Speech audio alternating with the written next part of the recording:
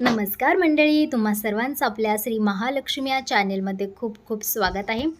तर आज आहे मार्गशीर्ष महिन्यातला गुरुवार आणि आपण निघालेलो आहोत माता लक्ष्मीसाठी काही गोष्टी घेण्यासाठी. पूजेची तयारी करायची आहे आणि त्यासाठी काही वस्तू आपल्याला घ्यायच्या आहेत. तर त्यासाठी मी निघाले आहे मार्केटला. आणि आपण जे व्रत असतं माता लक्ष्मीचं ते आपण सर्वजणच करत असतो. मी तर अगदी 4थीत असल्यापासून हे व्रत करत आहे. गावाला शाळेला 5:30ला शाळा सुटायची. शाळेतून आल्यानंतर हातपाय तोंड धुवायचे आणि 7ला पुस्तक वाचायला मी बसत असत. तर तेव्हापासून हे व्रत माझं चालू आहे, ते आजपर्यंत चालू आहे. हां, माझा छोटा मुलगा जन्मलेला तेव्हा ते व्रत माझ्याकडून सुटलं होतं. पण तरी नंतर मी पुढच्या वर्षीपासून ते कंटिन्यू केलेलं आहे आणि हे व्रत मी करत आहे. तर आपण आता निघालेलो आहे मार्केटला. मार्केटमध्ये माता लक्ष्मीसाठी मुखवटे असतील किंवा माता लक्ष्मीसाठी वस्त्र असतील, काही दागदागिने असतील, ते आपल्याला खरेदी करायचे आहेत. कारण गेल्या वर्षीचं जे काही मुखवटा वगैरे आहे ते माझा खराब झालेला आहे. त्यामुळे नवीन मुखवटा घेण्यासाठी मी आज आलेले आहे मार्केटमध्ये. तर चला बघूया, तुम्हालाही दाखवते कशा पद्धतीचे मुखवटे आपल्याला भेटतात मार्केटमध्ये. तर मी तर चालतच आलेले आहे कारण मार्केट अगदी 5 मिनटावरती आहे. तर तुम्हाला दाखवते, हे शॉप आहे. या शॉपमध्ये खूप सारे मुखवटे भेटतात आणि खूप रिजनेबल किमतीमध्ये या ताई मुखवटे देत असतात आणि खूप छान छान मुखवटे आहेत. बघा तुम्ही, हा आई तुळजाभवानीचा हा मुखवटा आहे. हा 200ला आहे आणि हे 100 रुपयाला आहेत. तर एकदम रिजनेबल प्राईसमध्ये लावलेले आहेत मुखवटे. पण गेल्या वर्षी माझ्याकडे असेच खड्यांमध्ये मुखवटे होते, त्यामुळे मला थोडा ह्यावर्षी वेगळा हवा होता. त्यामुळे मी बघत होते आणि त्यांच्याकडे बाकी नवीन माल आलेला सर्व काही संपून गेलेला होता. कारण महिला तयारी अगोदरच करत असतात आणि असे काही नवीन वस्तू आल्या की पटकन संपत असतात. तर इथे तर काय मला भेटला नाही मला पाहिजे असा. चला आता हार तरी घेऊयात आपण, म्हणून इथे आले. देवीसाठी हार, फुले, वेणी आपण घेणार आहोत. आणि त्यानंतर बघा, मार्केटमध्ये एवढी छान छान फुलं आणि हार आलेले आहेत ना, तो कोणता घेऊ आणि कोणता नाही असंच होऊन जातं. कारण एवढी छान छान फुलं बघितली ना की सगळ्यामधील फुलं घ्यावीशी वाटत असतात. तर बघा, हे पालवी पण घ्यावी लागत असते आणि हे देखील आम्हाला विकतच घ्यावी लागते. कारण गावी तर आपल्याकडे खूप झाडं वगैरे असतात, त्यामुळे आपण तिथेच घेत असतो. पण इथे 20 आणि 25 रुपये सांगत असतात पालवीला. एवढी महागाई वाढलेली आहे, त्यामुळे काही आजकाल परवडण्यासारखं नाही आहे. तर त्यानंतर आता मी निघाले आहे भोलेनाथाच्या मंदिरामध्ये. विश्वराजला भोलेनाथाचं मंदिरमध्ये पाणी घालायला शंकराच्या पिंडीवरती खूप आवडतं. त्यामुळे इथून 5 ते 10 मिनटावरती शंकरांचं मंदिर आहे, तर तिथे आपण जाणार आहोत.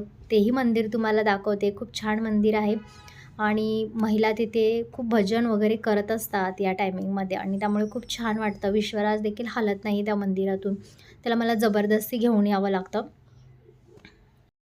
त्यानंतर आपल्याला स्वामींच्या मठात देखील जायचं आहे. माझ्या घराजवळच स्वामींचा मठ आहे, अगदी 10 मिनटावरती.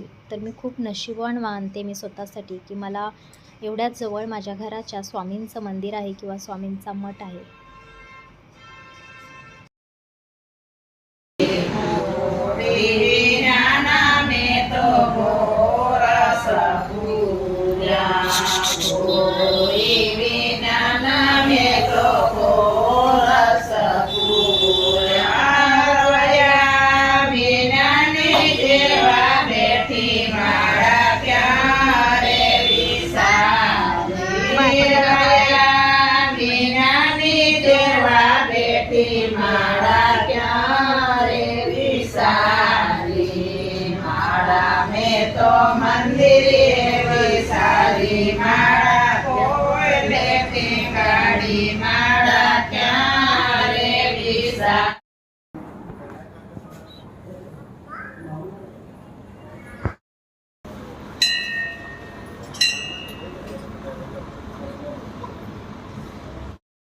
तर बघा, अशी मी खरेदी केलेली आहे. हा मुखवटा मला खूप छान वाटला म्हणून मी हा घेऊन आलेले आहे.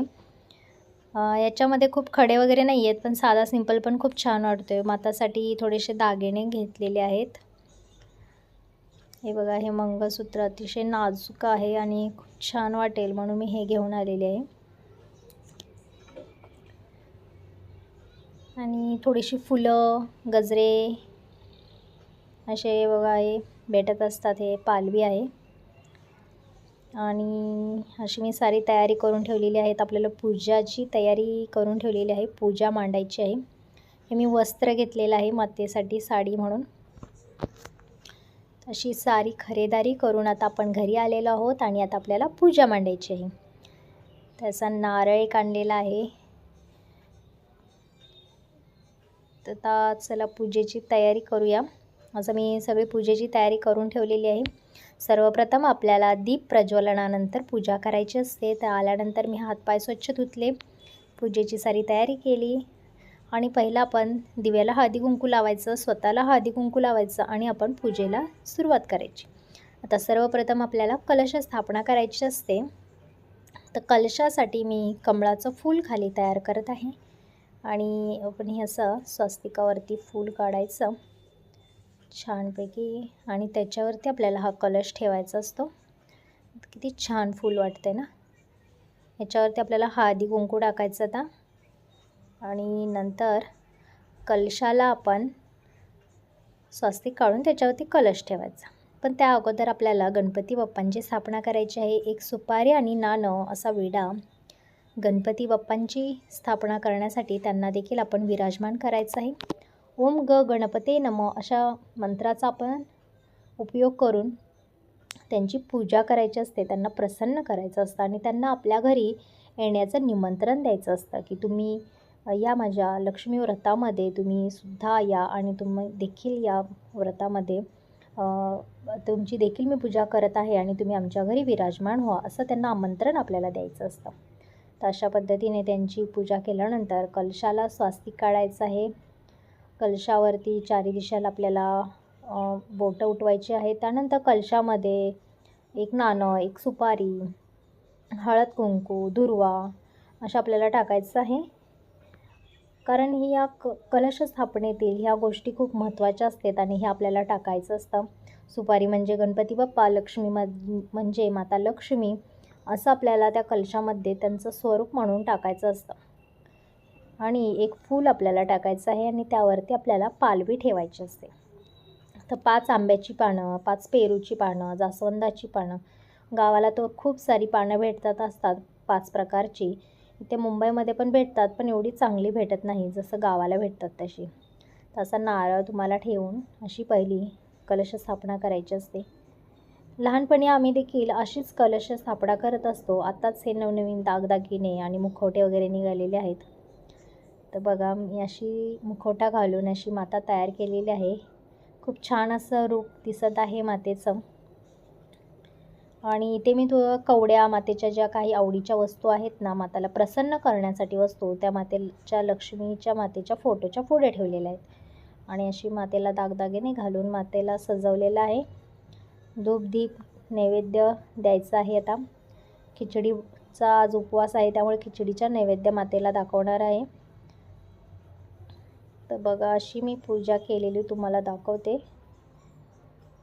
मातेसाठी ओटी ठेवायची आहे. त्याच्यात आपण मातेला बांगड्या, शृंगाराचं साहित्य देखील तुम्हाला ठेवायचं आहे. तुमच्या यथाशक्तीने तुम्ही ओटीमध्ये ठेवू शकता सामान.